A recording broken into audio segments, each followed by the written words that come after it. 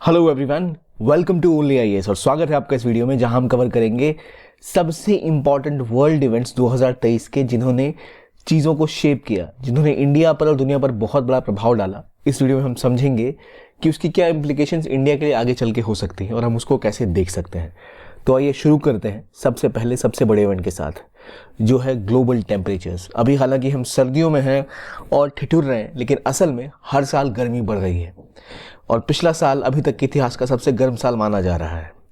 क्यों? क्योंकि तीन चीज़ें देखने को मिली। एक, सरफेस एयर टेम्परेचर बढ़ा, सी आइस कम होती चली गई, चाहे हम आर्कटिक की बात करें, चाहे हम ग्लेशियर्स जैसे हिमालयन ग्लेशियर्स की बात करें, और जो लैंड टेम्परेचर है वो भी बढ़ता हुआ दिख रहा है। तो तीनों लेवल पे लगातार जो बढ़ता हुआ तापमान है वो एक प्रॉब्लम बन चुका है इंटरनेशनली। अब इसके लिए इलाज इसका क्या होने वाला है? क्या हम टेम्परेचर मेंटेन करेंगे? क्यों ये बढ़ रहा है?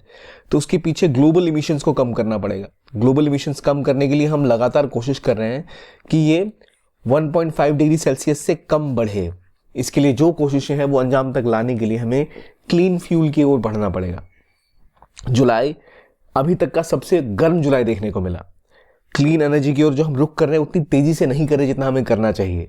तो ग्लोबली इस टेम्परेचर राइज के बाद जब गर्मियां बढ़ी और देशों में थोड़ी हालत खराब हुई तो ग्लोबल अटेंशन मिला इस चीज। लेकिन ऐसा नहीं है कि चीजें हो नहीं रही। दुनिया भर में देश अब क्लीन एनर्जी की ओर तेजी से कदम बढ़ा रहे हैं और कहा यह जा रहा है कि जितनी हम उम्मीद कर रहे हैं या जितना हम समझ रहे हैं उससे तेज भी देश कदम उठा रहे हैं। चाहे हम न्यूक्लियर एनर्जी की बात करें, चाहे सोलर एनर्जी की बात करें, इस तरह के कई और टेक्नोलॉजिकल एडवांसमेंट्स हो रही हैं जो शायद हमें इस दिक्कत को सॉल्व करने में हेल्प कर पाए। लेकिन सबसे बड़ी जो न्यूज़ इस साल की रही वो ये थी ग्लोबल टेम्परेचर्स, क्योंकि ये अगर बढ़ते चले जाएंगे तो बहुत जल्द दुनिया के कई देशों में जीना मुश्किल हो जाएगा।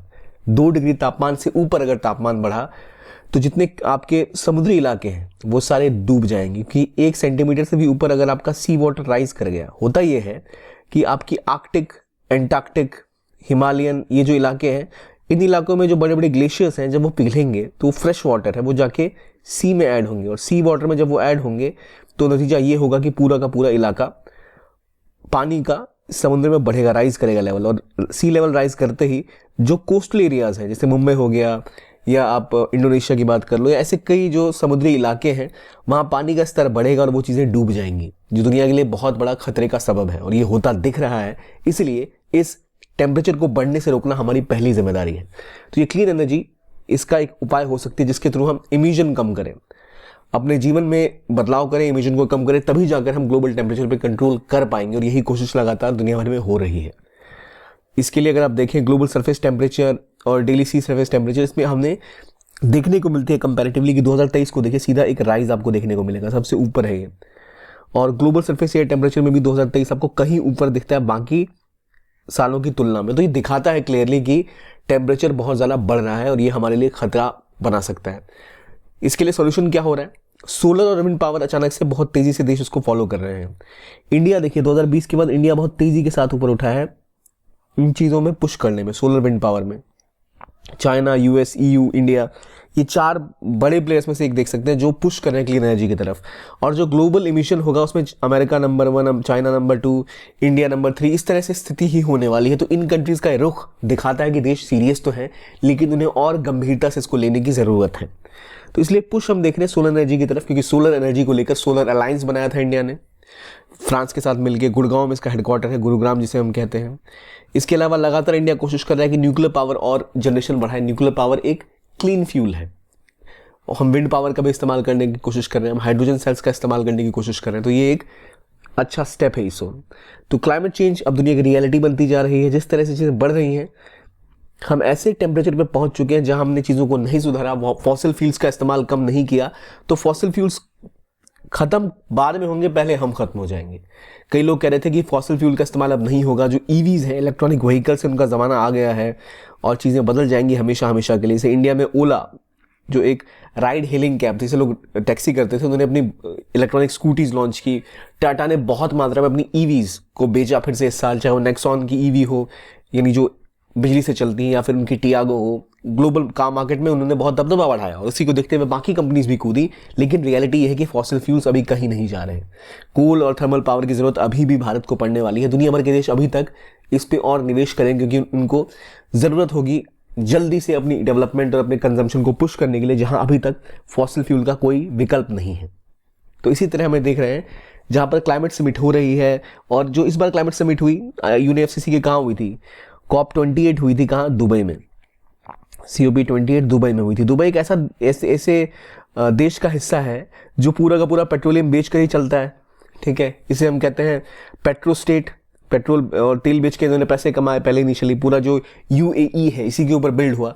तो UAE जैसे देश में आपने ये समिट तो करी, लेकिन ये एक विडंबना या आयरनी कह सकते हैं हम कि कैसे वहीं से अब इन चीज़ों को लेके प्लेज हो रही है कि हम तेल का इस्तेमाल कम करेंगे, क्लीन एनर्जी की तरफ पुश करेंगे। लेकिन ज़रूरी है कि COP28 की तरह हम और प्लेजेस लें और उनको पूरा करें। हमने क्लाइमेट स्मार्ट एग्रीकल्चर की बात की, हमने कहा कि हम क्लीन फ्यूल की तरफ जाएंगे। तो ये बहुत इंपॉर्टेंट स्टेप्स हैं ग्लोबल टेम्परेचर से लड़ने के लिए। इस साल की एक बड़ी न्यूज़ थी जो हमें दूर तक प्रभावित करेगी। दूसरा सबसे बड़ा जो मामला रहा हाल के महीनों में वो था हमास। एक इन्फॉर्मेशन आपके लिए कि अगर आप UPSC की तैयारी कर रहे हैं और प्रीलिम्स को लेकर हल्का सा भी डाउट मन में है तो झिझकिए मत, आप ज्वाइन कर सकते हैं हमारा प्रीलिम्स का क्रैश कोर्स 2024 को टारगेट करता है, जहां हम फोकस करेंगे रिवीजन और प्रैक्टिस के ऊपर, जिसमें थॉरो रिवीजन कराया जाएगा, आपको अच्छी खासी प्रैक्टिस कराई जाएगी जिससे आप पूरी तरह तैयार रहें हर तरीके की चीज़ों के साथ। यानी क्लासेस कराई जाएंगी, करंट अफेयर्स हो गया, CSAT का ऑनलाइन एक्सेस हो गया, sectional test, full length test आपको प्रोवाइड किए जाएंगे, और आपके पास विकल्प है ऑनलाइन या ऑफलाइन किसी भी तरीके से इसको ज्वाइन करने का। ऑनलाइन केवल 5,000, ऑफलाइन केवल 10,000 में आपको उपलब्ध है। 8 जनवरी से बैच स्टार्ट होने वाला है।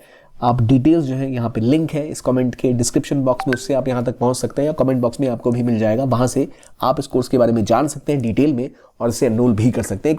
प्रीलिम्स से पहले याद रखिए प्रैक्टिस बहुत इंपॉर्टेंट है, रिवीजन बहुत इंपॉर्टेंट है। आपने कितना पढ़ा ये मैटर नहीं पड़ेगा, आपने कैसे पढ़ा ये मैटर करेगा। तो इसलिए इंपॉर्टेंट है कि ये चीज़ करनी ज़रूरी है। तो चलिए अब डिस्कस करते हैं टॉपिक के बारे में। हमास ने इजराइल के ऊपर एक टेररिस्ट अटैक किया।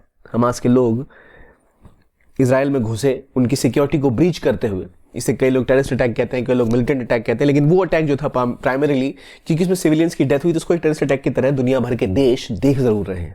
हमास के लोग एंटर हुए इजराइल में और कई लोगों को बंदी बना के ले गए, कई लोगों को मारा। उसके बाद इजराइल ने लगातार अटैक करना स्टार्ट किया गाजा के ऊपर। जो हमास को टारगेट करने के लिए इजराइल में बहुत से सिविलियंस को मारा, जहां हजारों लोगों की जानें जा चुकी हैं, एक कैटेस्ट्रॉफी आ चुकी है।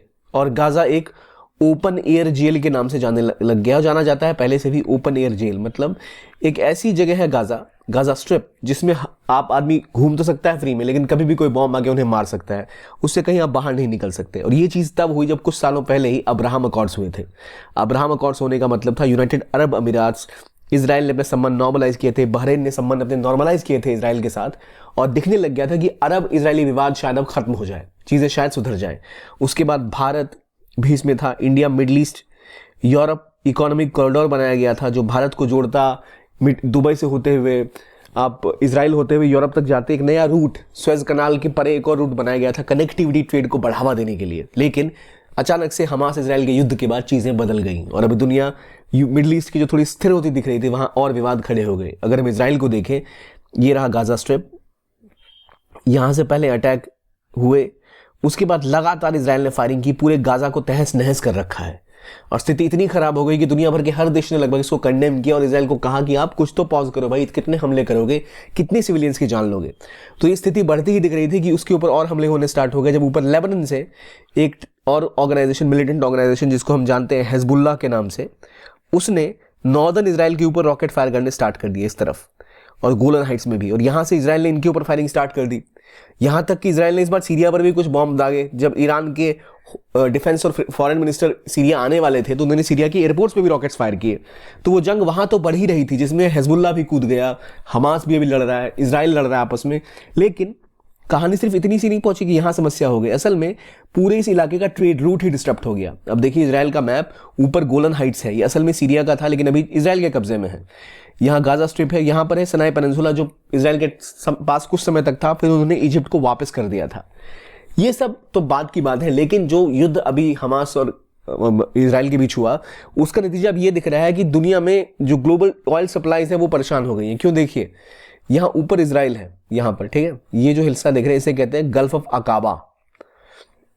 ये इलाका है रेड सी का, और रेड सी से ही आप यहाँ एंटर करते हैं और रेड सी से सामान लेके आप बाकी देशों की तरफ जाते हैं।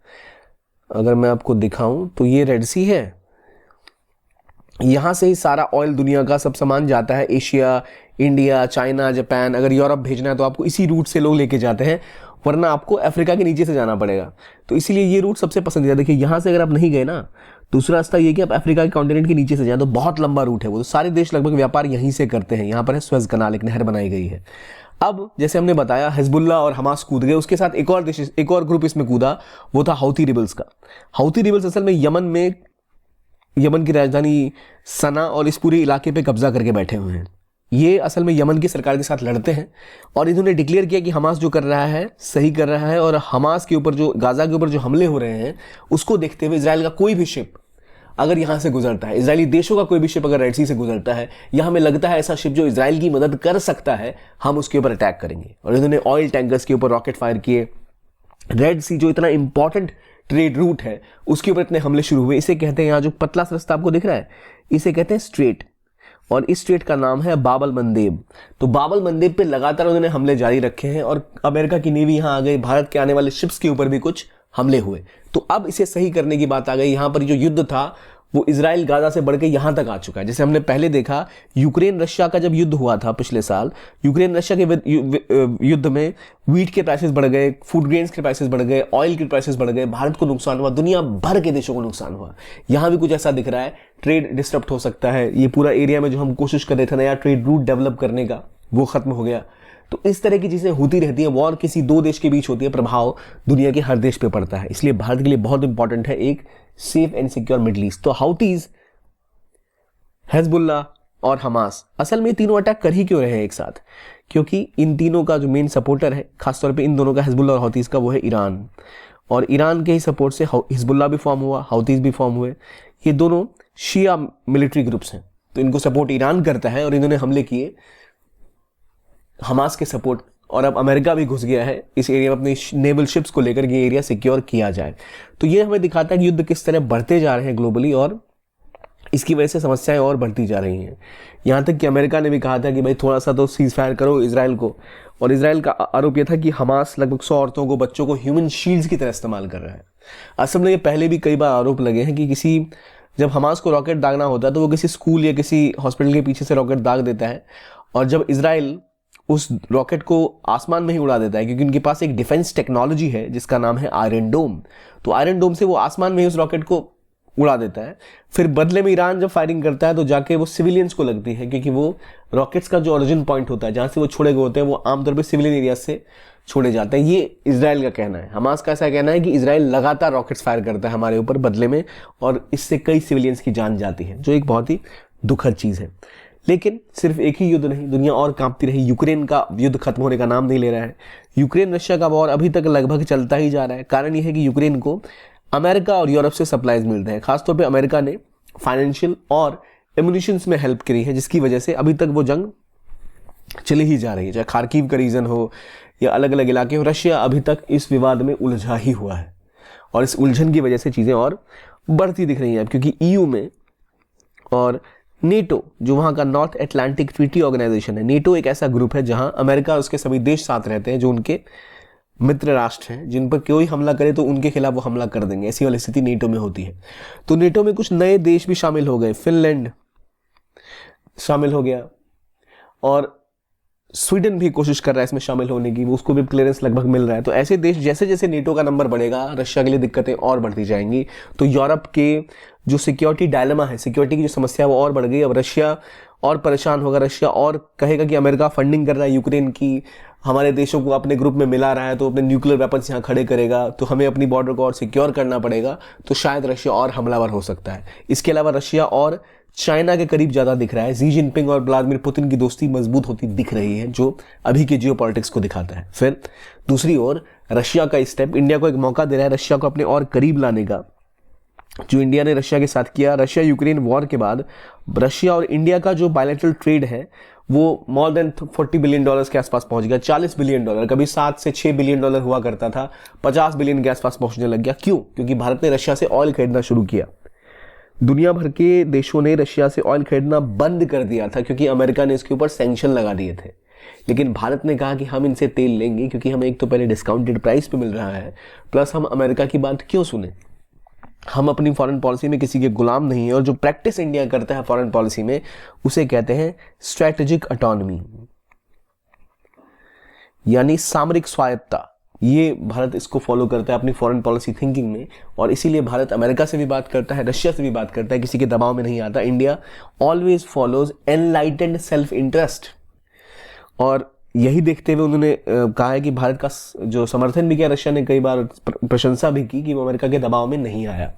तो उसी तरह जैसे अमेरिका के इस प्रभावी जो इनडायरेक्ट हमला है वाया यूक्रेन, पहले रशिया ने यूक्रेन पे हमला किया, अब यूक्रेन को सपोर्ट मिल रहा है अमेरिका से, यूरोप के कंट्रीज से। रशिया को ओरिजिनली लगा था कि तुरंत ही वो यूक्रेन पे कब्जा कर लेगा, और क्योंकि पूरा का पूरा यूरोप नेचुरल गैस के लिए रशिया के ऊपर डिपेंडेंट है, खाने के लिए रशिया और यूक्रेन पे डिपेंडेंट है, अनाज प्रोड्यूस करने के मेजर प्लेयर्स हैं वहां पर वो, तो कुछ समय बाद ही चीजें सॉल्व हो जाएंगी, और अपनी पावर से वो पूरा यूक्रेन तुरंत कब्जे में ले लेगा। लेकिन ये युद्ध बहुत लंबा चल रहा है, और रशिया की जो उम्मीदें थी वो खत्म हो गई। तो यूक्रेन की वॉर में ये समस्या अभी भी बनी हुई है। एक और फ्लैश पॉइंट दुनिया का जो बना रहा इसी तरह से, वो था यूएस और चाइना।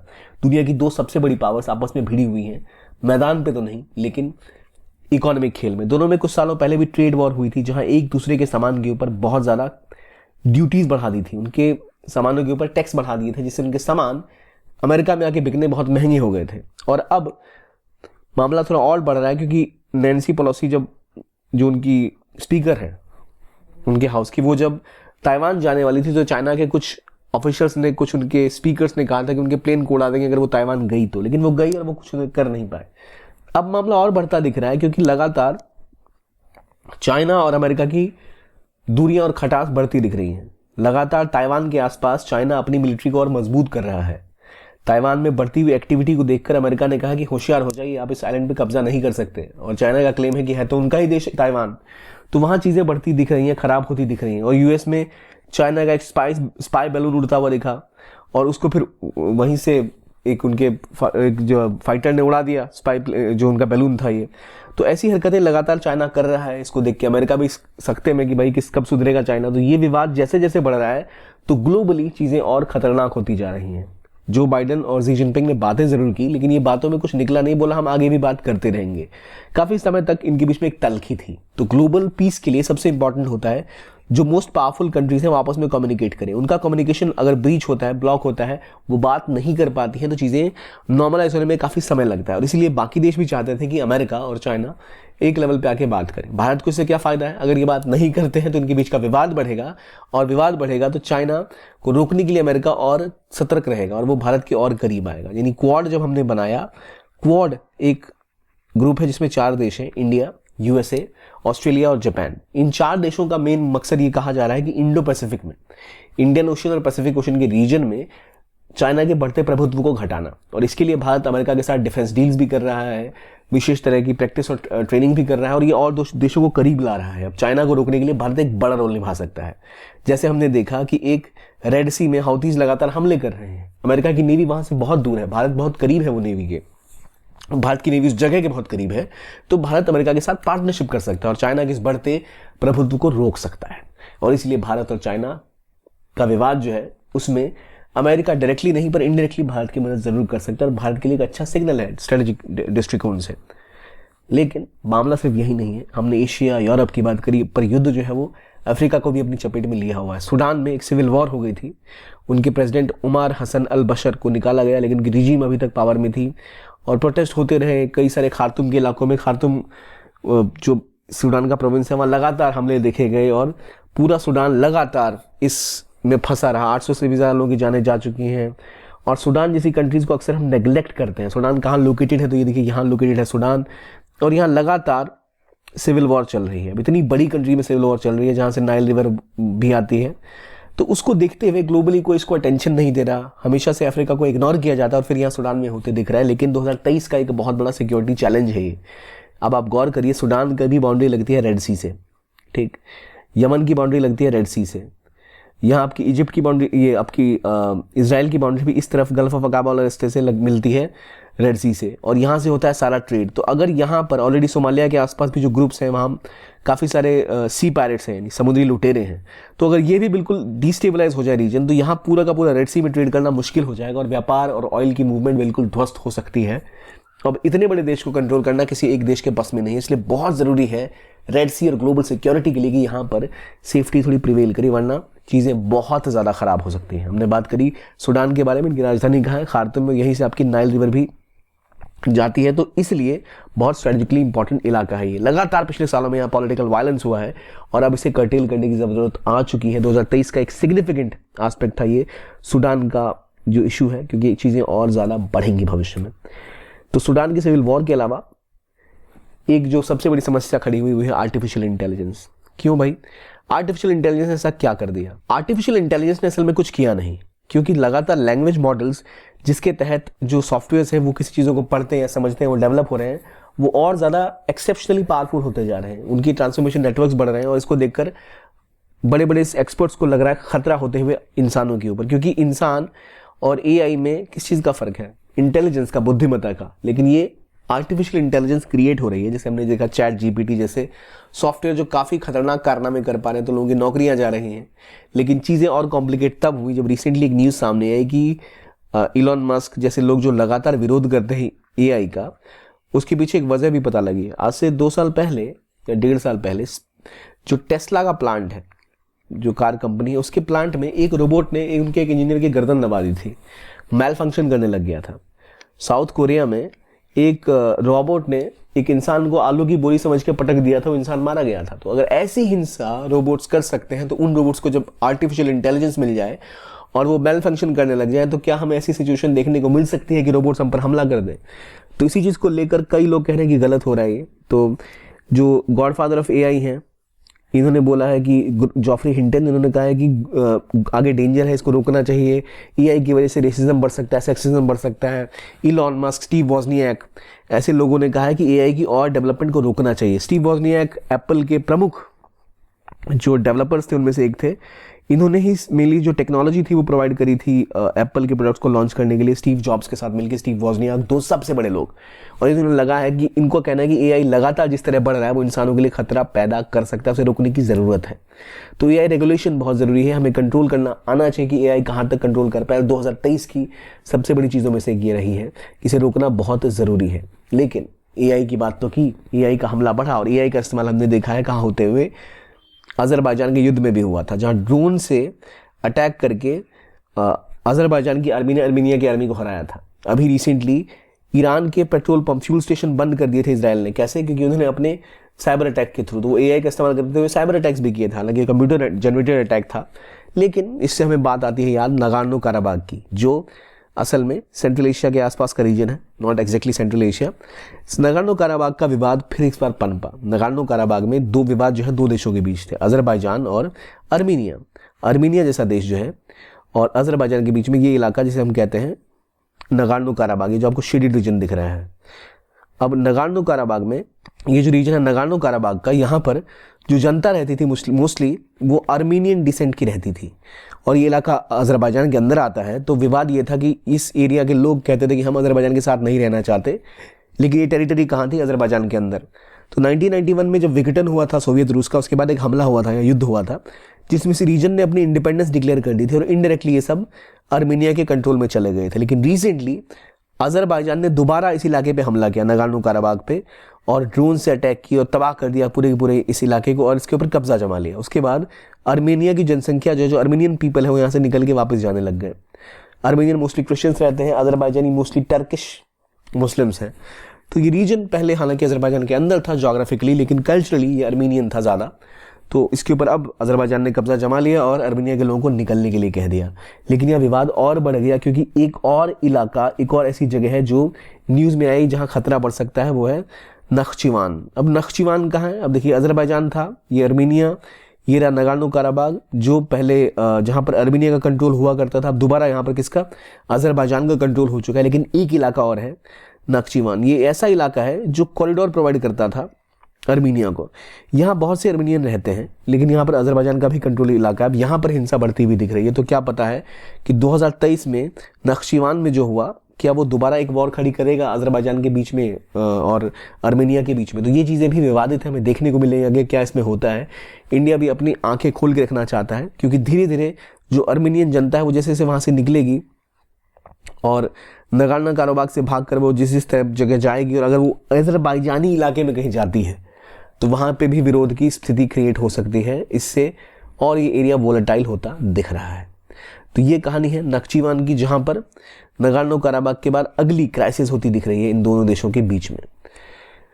ये विवाद सालों से चला आ रहा है। हमने पहले देखा 1994 में रशिया ने जब ब्रोकर किया था डील को, तो अजरबैजानी टेरिटरी होते हुए भी नगानो काराबाग इंडिपेंडेंट हो गया था, आर्मेनिया के कंट्रोल में चला गया था। 2023 में अजरबैजान ने अटैक करके 22 में कब्जा कर लिया, इस पूरे इलाके को दोबारा अपने पास ले आए। ये विवाद तो हो गया, लेकिन एक और बड़ी न्यूज़ जो थी इंडिया की सबसे बड़ी पॉपुलस कंट्री बनने की न्यूज़। इस साल भारत ने चाइना को पछाड़ के दुनिया की सबसे पॉपुलस कंट्री का खिताब हासिल किया। एक अच्छी बात और एक बुरी बात। अच्छी बात इसलिए क्योंकि अब कि भारत के पास ज़्यादा वर्किंग एज पॉपुलेशन होगी, अगर हम अपने लोगों को ढंग से शिक्षित कर पाएँ, ढंग से स्किल दे पाएँ, तो हमारे पास होगा डेमोग्राफिक डिविडेंड, यानी वर्किंग एज पॉपुलेशन इतनी ज़्यादा होगी कि हम दुनिया भर के काम कर सकते हैं। इसीलिए इंडिया के कॉन्ट्रैक्ट इजराइल के साथ, इवन आपके साउथ कोरिया के साथ, जापान के साथ हो रहे थे कि उनको वर्कर्स चाहिए तो वो इंडिया से ले जाने को तैयार थे। लेकिन विवाद ये है क्या आपके लोग केवल सड़क बनाने का, मजदूरी करने का, खेती करने का काम करेंगे दूसरे देशों में जाकर? यानी अगर आप उन्हें और स्किल्ड बनाए तो अच्छे काम भी कर सकते हैं, ज़्यादा पैसे भी कमा सकते हैं, मैनुअल लेबर का काम करने के अलावा और भी काम वो कर सकते हैं। ये हम पर निर्भर करता है कि हम अपने देश को कितना स्किल्ड बनाते हैं। अगर हम डेमोग्राफिक डिविडेंड का फ़ायदा उठाना चाहते हैं तो बहुत ज़रूरी है ये। लेकिन दुखद बात यह है जितनी बड़ी जनसंख्या उतना ज़्यादा खर्च उनको सस्टेन करने में, उनको मुहैया कराने में, सुविधाएँ, नौकरियाँ, सेफ्टी, सिक्योरिटी जो अभी भारत करने में थोड़ा सा अक्षम दिख रहा है, जिस लेवल पे होना चाहिए, हम उस तरह की सेवाएं लोगों को नहीं दे पा रहे हैं। तो ये एक समस्या है। बढ़ती पॉपुलेशन, इसको कंट्रोल करने की कोशिश भी की जानी चाहिए, लेकिन कहा यह जा रहा है कि धीरे धीरे इंडिया की पॉपुलेशन भी स्टेबलाइज कर जाएगी। मिड सेंचुरी आते आते इंडिया की पॉपुलेशन 1.7 बिलियन पहुंच जाएगी। उसके बाद ये स्टेबलाइज करेगी और थोड़ा पॉपुलेशन घटना भी स्टार्ट करेगी, जो दुनिया भर में देखा गया है उसके बारे में। ये तो चीज़ें हो गई इंडिया के बारे में। अब इंडिया क्या है? डेमोक्रेसी। लेकिन दुनिया भर में डेमोक्रेसीज जो है वो अब एक समस्या झेल रही है। वहाँ डेमोक्रेटिक रिसेशन हो रहा है। जो आज़ादी लोगों के पास हुआ करती थी पहले के मुकाबले, वहाँ कम हो रही है। हमने देखा सूडान में प्रेसिडेंट के जाने के बाद क्या हुआ भाई, सिविल वॉर। बर्किना फासो में यही समस्या है, माली में यही समस्या है, नाइगर में यही समस्या है। नाइगर को तो असल में जो अफ्रीकन कंट्रीज़ों ने बहिष्कार करना स्टार्ट कर दिया कि वहाँ भी एक वॉर सी छिड़ गई है। गबॉन में अगेन विवाद बढ़ गया है। थाईलैंड के वोटर्स जो हैं वो सरकार के खिलाफ खड़े हैं। थाईलैंड की रूलिंग गवर्नमेंट जो है उसके खिलाफ विवाद है। अमेरिका, इंडिया, हर जगह गवर्नमेंट्स को क्रिटिसाइज किया जा रहा है। डोनाल्ड ट्रंप की कैंपेन के बारे में कहा जा रहा है कि 2024 में जब इलेक्शन होंगे तो डोनाल्ड ट्रंप और अमेरिका को डिवाइड कर सकते हैं, ऐसी बातें कर सकते हैं। जी जिनपिंग और पुतिन जैसे लोग और स्ट्रांग हो गए हैं अपने अपने देशों में, यानी और एर्दोगान भी दोबारा चुन के आए। तो इस तरह की चीज़ें हमें देखने को मिल रही हैं जो दिखाता है कि ग्लोबली डेमोक्रेसी रिसेशन में जा रही है। डेमोक्रेटिक जो लीडर्स हैं अगर वो ज़्यादा पावरफुल हैं तो और ज़्यादा वो तानाशाह होते जा रहे हैं, उनकी टेंडेंसी बढ़ रही है। प्लस जो हम पहले गिवन समझते थे कि इतनी आज़ादी तो मिलनी चाहिए लोगों को, वो भी अब खतरे में पड़ती दिख रही है। 2023 में देखा गया, 2024 वो साल होगा जहाँ दुनिया के अराउंड 50% पॉपुलेशन जो है वो वोट कर रही होगी अलग अलग देशों में। तो भारत के लिए भी एक बड़ी चीज़ होगी इलेक्शन। तो अब देखते हैं अगले इलेक्शंस में क्या होता है और क्या डेमोक्रेसी लेके आती है दुनिया भर के लिए। अब हम आगे देखें तो जो COP 28 था, कहाँ हुआ? दुबई में। इंडिया ने भी वहाँ अब जाकर अपनी दर्ज कराई थी प्रेजेंस, वो हमने डिस्कस पहले ही कर लिया। वर्ल्ड कप क्रिकेट का हुआ जहाँ करोड़ों इंडियंस का दिल टूटा। फाइनल में इंडिया को ऑस्ट्रेलिया के हाथों हार का सामना करना पड़ा। 2003 के बाद ये दूसरी फाइनल में हार थी इंडिया की जो वर्ल्ड कप में हुई है ऑस्ट्रेलिया के हाथों। बुरी तरह भारत हारा, काफ़ी लोगों का दिल टूटा, पर भारत की टीम ने बहुत अच्छा खेल का प्रदर्शन किया up till final. Hard luck but better next time. अगला जो एक बड़ा इवेंट था वो था G20 का भारत में होना। भारत ने G20 होस्ट किया और सक्सेसफुली होस्ट किया, और यहाँ तक कि कहा जा रहा था कि दुनिया के देश एक बात पे सहमत नहीं हो सकते, दुनिया इतना विभाजित है अभी, लेकिन उसके बावजूद भारत ने सक्सेसफुली ये कॉन्फ्रेंस की और भारत का परचम दुनिया भर में लहराया। इतना ही नहीं, इसके अलावा भारत की सबसे बड़ी न्यूज़ जो आई वो थी चंद्रयान 3 सक्सेसफुली साउथ पोल के पास मून पर लैंड हुआ। दुनिया में ग्लोबल स्पेस रेस में एक बड़ा कदम, भारत की धाक दुनिया की स्पेस टेक्नोलॉजी में जम गई और इंडिया एक अग्रणी देश की तरफ आगे आया। इसको हमने डिटेल से कवर किया है स्पेस रेस के अपने अलग अलग वीडियो में, जहां आप डिटेल में जान सकते हैं क्या क्या स्पेस के सेक्टर में हुआ है दुनिया भर में, कैसे चीज़ें बदल रही हैं, कैसे एक 3D रॉकेट बना दिया गया है, प्रिंट करके बनाया गया एक रॉकेट। कैसे इलॉन मस्क, कैसे जेफ बेजोस जैसे जो अमेजॉन के सीईओ हैं वो भिड़े हुए हैं, कैसे चाइना ने एक ऐसा उनकी लैंडस्केप नाम की एक प्राइवेट कंपनी ने एक ऐसा ईंधन बना दिया जो अभी तक किसी ने नहीं सक्सेसफुली बनाया था। स्टारलिंक, स्टारशिप्स क्या है वो सब समझेंगे इस वीडियो में। तो इसी में एक बड़ा कदम था इंडिया का चंद्रयान 4 का। लेकिन चंद्रयान 4 के अलावा एक और जो न्यूज़ बनी टेक्नोलॉजी के क्षेत्र में, ट्विटर, जहां से बहुत से लोग पॉलिटिकली रेलेवेंट बातें करते थे, उसका नाम बदल के एक्स कर दिया गया। क्यों? क्योंकि आखिरकार ट्विटर को खरीद लिया इलॉन मस्क ने, और इलॉन मस्क की कंपनी का नाम आमतौर पे स्पेस एक्स, टेस्ला का मॉडल एक्स, तो उसी तरह उन्होंने ट्विटर का नाम बना के एक्स क्रॉप कर दिया, एक्स कॉर्पोरेशन। तो वो उनका एक स्ट्रेटेजिक स्टेप था, तो इसका नाम बदला, ग्लोबल न्यूज़ बनी। और कहा जाता है कि मान ली जा रही थी बात कि ये फ्रीडम ऑफ स्पीच के लिए करें, लड़ेंगे, लेकिन अभी तक ऐसा कुछ होता दिख नहीं रहा है ट्विटर या एक्स पर। बाकी हमें पता चला सबमर्सिबल ये डूब गया पानी के अंदर। जो एक्सप्लोर करने गए थे 6 लोग, इन सब को मौत का सामना करना पड़ा, जो बहुत दुखद था। और इनकी ओशन गेट का टाइटन सबमर्सिबल था जो समुद्र के अंदर गया एक्सप्लोरेशन के लिए, लेकिन वहां पर ही डूब गया। और इस ट्रेजिक एंड को दुनिया भर के लोगों ने देखा जो बहुत ही दुखद था।